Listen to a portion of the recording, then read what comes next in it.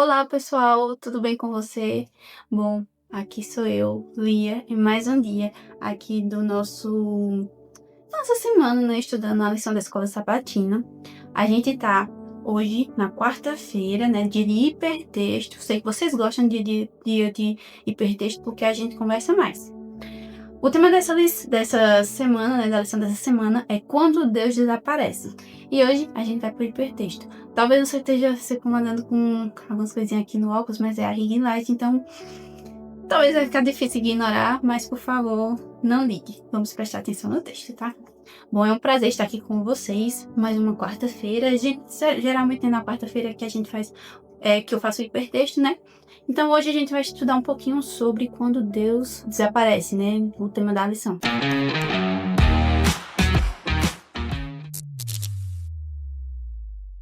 O que tornou o pecado do bezerro de ouro tão terrível a ponto de Deus estar disposto a destruir toda a nação, poupando apenas Moisés? Como são questões, né, perguntas pessoais, no caso de opinião pessoal, mas eu acredito que muita gente também vai pensar da mesma maneira que eu, né, em alguns pontos.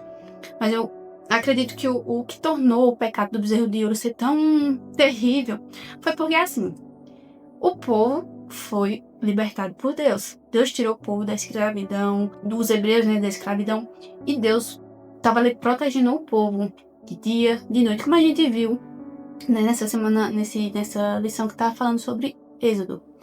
Então a gente viu o cuidado de Deus com o povo, a maneira como que Deus cuidou de tudo, de absolutamente tudo para o povo. Só que mesmo assim, né, quando Deus e Moisés, no caso Moisés se afastou do povo, né, subiu para o monte para falar com Deus, e aí Moisés não ficou, né, ali intercedendo entre o povo e Deus, né, levando os assuntos do povo para Deus, né, a gente sabe, o povo foi lá e fez um bezerro de ouro porque acredito que sentiam a necessidade de adorar a algo que eles pudessem ver, né? Então eu acho que o que tornou o pecado do bezerro de ouro ser tão terrível foi isso, deles terem abandonado Deus de uma maneira tão rápida e tão fácil, pode-se dizer assim, né? Que foi fácil. Quando passou um tempo que eles não viram mais a presença de Deus, não viram que Moisés estava, né, intercedendo, né, pelo povo, entre o povo e Deus, eles de maneira rápida foram lá e simplesmente fizeram um objeto de ouro que eles pudessem adorar, que pudesse ser o Deus dele, sendo que Deus já tinha se manifestado de maneiras tão maravilhosas para ele e mesmo assim eles não acho que talvez não tenham percebido que eles poderiam falar com Deus sem o intercessor. Acredito que isso também pode se enquadrar nessa questão. Acho que é isso. Isso responde, né, essa primeira pergunta. A segunda, como você interpreta a ira de Deus e a de Moisés nesse episódio? Que é lá em Êxodo 31, 11 e 19, né? Então a gente vai ler rapidinho. Êxodo 32, na verdade, tá? 11 e 19. No 32 diz o seguinte, 32, 11, na verdade, o primeiro, né, diz assim: Porém Moisés suplicou ao Senhor seu Deus, dizendo: Ó Senhor, por que se acende a tua ira contra o teu povo, que tiraste da terra do Egito com grande poder e forte mão? E aí no 19, continua dizendo assim: Logo que se aproximou do arraial e viu o bezerro e as lanças, Moisés ficou muito irado, arremessou as tábuas de pedra das suas mãos e quebrou-as aos pés do monte. Ao pé do monte. Então vamos ler a pergunta novamente. Como você interpreta a ira de Deus e a de Moisés nesse episódio? Aí tem uma segunda pergunta, né? Existe um momento em que a ira pode ser apropriada ou até mesmo necessária? Eu acredito que a maneira como a ira de Deus e a de Moisés, a maneira, né, como eu interpreto a ira de Deus e a de Moisés nesse episódio é que foi assim. Acho que foi decepcionante. Então Deus não sabia que isso ia acontecer. A gente sabe que Deus é onipresente, onisciente e onipotente. Então, logicamente, ele sabia que isso ia acontecer. Mas eu acredito que, de qualquer maneira, tenha sido muito decepcionante. Porque, assim, tudo que Deus fez foi pensando no povo. Foi pensando no povo, em ver o povo hebreu feliz. Então, ele libertou o povo, ele cuidou do povo, ele fez tudo pelo povo. E de uma maneira a maneira mais rápida possível, na primeira oportunidade, o povo vai e rejeita a Deus mais uma vez. Então, eu acredito que foi decepcionante para Deus e também foi muito decepcionante para Moisés, porque Moisés também viu tudo que Deus tinha feito pelo povo. E em segundos não, né? Em tempos que ele simplesmente saiu de perto do povo, o povo retrocedeu praticamente em tudo o que eles tinham visto, presenciado e sentido. Então, eu acredito que foi decepcionante, foi horrível. Então, eu interpreto assim, que foi uma ira justa. Porque, cara, é difícil você agradar um povo, você amar um povo, você fazer coisas para ver o bem deles. E na primeira oportunidade, ele desistir de você. É igual, sei lá, quando você tem um amiguinho, um amigo da escola, um colega, e você faz de tudo ali para aquele colega, para aquele amigo, só que na primeira oportunidade dele te decepcionar, ele não pensa duas vezes. Ele simplesmente vai lá e te decepciona sem nem mesmo pensar nas consequências daquilo. Então, eu acredito que foi válido. Existe um momento em que a ira pode ser apropriada ou até mesmo necessária? Eu acredito que existem sim momentos em que a ira pode se encaixar em um momento apropriado, porque ela vai demonstrar o real sentimento que você está sentindo. É claro que a gente tem que ter noção de que a ira não a gente tem que saber controlar. Eu acredito que essa seja a palavra. Você tem que saber controlar. Quando você vê que você não sabe controlar, você tenta aí não sentir. Eu sei que é difícil, mas tenta controlar, tenta não sentir, porque você vai extrapolar. Mas quando você sabe medir o seu momento de ira e impor a sua ira em um momento necessário, quando você sabe controlar para que para que a outra pessoa veja que você ficou triste com a atitude dela, que a atitude dela não foi boa, que o que ela fez não foi legal, quando você demonstra isso e você sabe demonstrar, tá? Você sabe de uma maneira cautelosa e cuidadosa demonstrar, é bom sim, porque você vai interpor um ponto, um limite, e você vai mostrar que aquilo não foi bom, não foi legal, e eu acredito que seja isso. Então, às vezes, ela pode ser apropriada, e eu acredito que sim, ela pode ser necessária muitas vezes, a ira, tá? Vamos seguir aqui. Você já considerou se estaria disposto a sacrificar a sua vida por outra pessoa? É uma pergunta difícil, né? Você já considerou se estaria disposto a sacrificar a sua vida por outra pessoa? Cara, eu acredito que essa seja a pergunta mais difícil que você pode fazer para um ser humano. Eu acredito que as pessoas que mais chegam perto dessa resposta são as mães, ou até mesmo alguns pais. Sei que não todos, é claro, mas eu acredito que alguns, e principalmente as mães. Porque quando você coloca, né, uma vida no mundo, e você entende a complexidade que eu acredito que chegam mais perto, as mães chegam mais perto de saber essa resposta, porque a mãe, ela acredita que ela tem um sentimento muito parecido com o de Deus, né? Quando Deus entregou o seu único filho para morrer por toda essa nação. Essa nação, né? Por toda a humanidade. Então, eu acredito que eu nunca parei assim para pensar se eu consideraria morrer por alguém. Eu sei que tem pessoas que eu amo muito mesmo. Então, por elas eu faria qualquer coisa. Então, eu acredito que sim. Mesmo que fosse, sei lá, não sei se talvez pode parecer um egoísmo da minha parte, mas talvez se fosse além daquele momento segundo decisivo, acredito que sim. Mas é claro que você teve outras opções, né? Que tipo de pessoa inspiraria um ato tão extremo de amor e altruísmo? Ai, nossa. Que tipo de pessoa? Não, em primeiro lugar, abaixo somente de Deus. A minha mãe, eu confundi, né?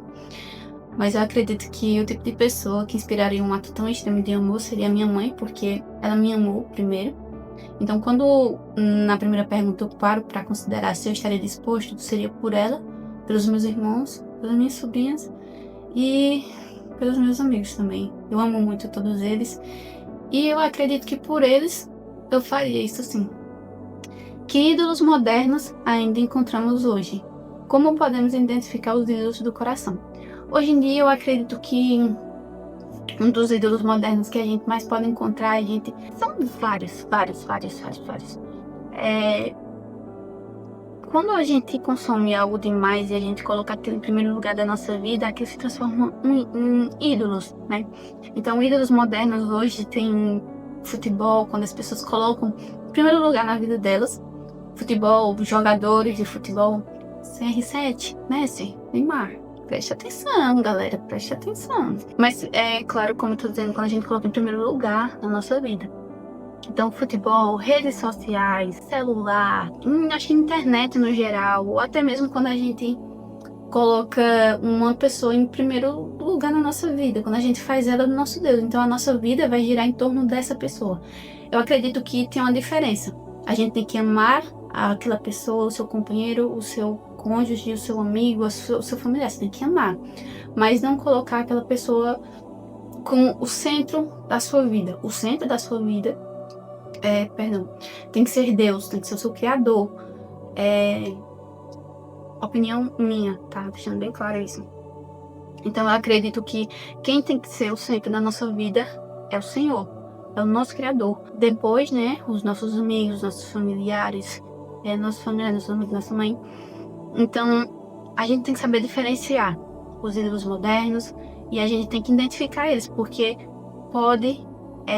a gente identificando, né, a gente pode dar um jeito e consertar nesse erro, não fazer um bezerro de ouro, né, dos nossos ídolos modernos. Como podemos identificar os ídolos do coração? Não acredito que dessa maneira que eu falei, né?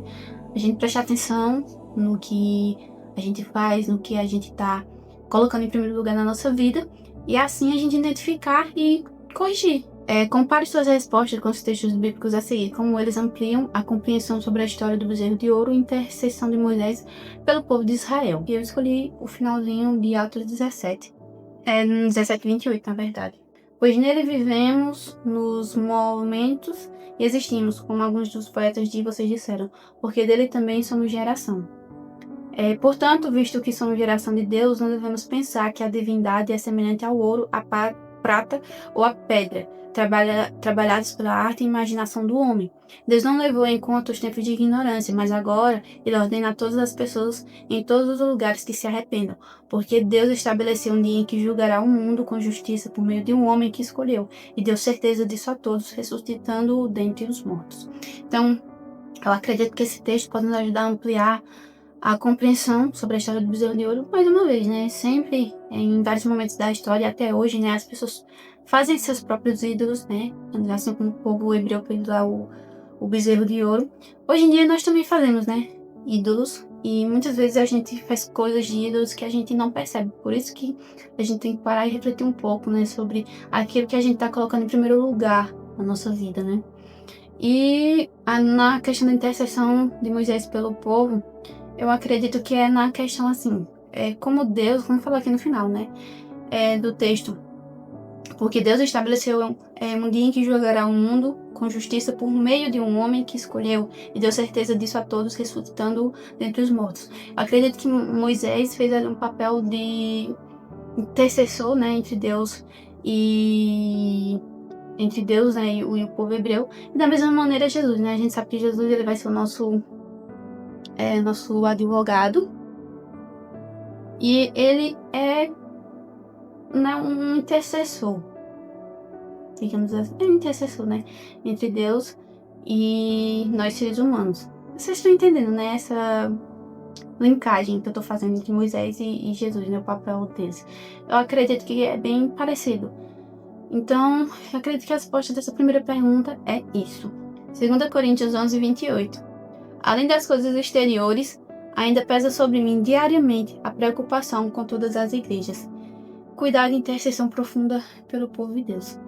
Acredito que essa parte, esse texto, né, ele pega muito sobre a responsabilidade que as pessoas que são conhecedoras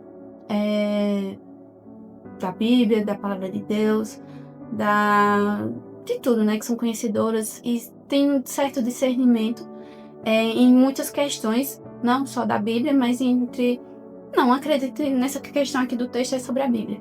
Então, essas pessoas que têm esse discernimento e essa compreensão maior, eu acredito que elas têm essa responsabilidade de interceder, digamos que assim, né?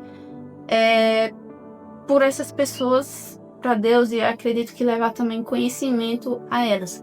Ah, mas então tá na responsabilidade de todo ser humano e de todo crente fazer com que as pessoas entendam a palavra de Deus? Sim. Está na sua responsabilidade, você que entende mais sobre a Bíblia, você tem um discernimento, um entendimento maior. Eu acredito que a responsabilidade de todo cristão é levar conhecimento. É claro que todos têm que buscar, mas tem algumas pessoas que têm uma certa dificuldade, então tem que outras pessoas irem lá e ensinar. Então eu acredito que é isso. Esse hipertexto talvez ele seja muito pessoal, as respostas, então você pode não concordar comigo. Então, já porque você talvez não concorde comigo, eu quero que você deixe aí nos comentários a sua resposta e o que você achou do hipertexto dessa semana.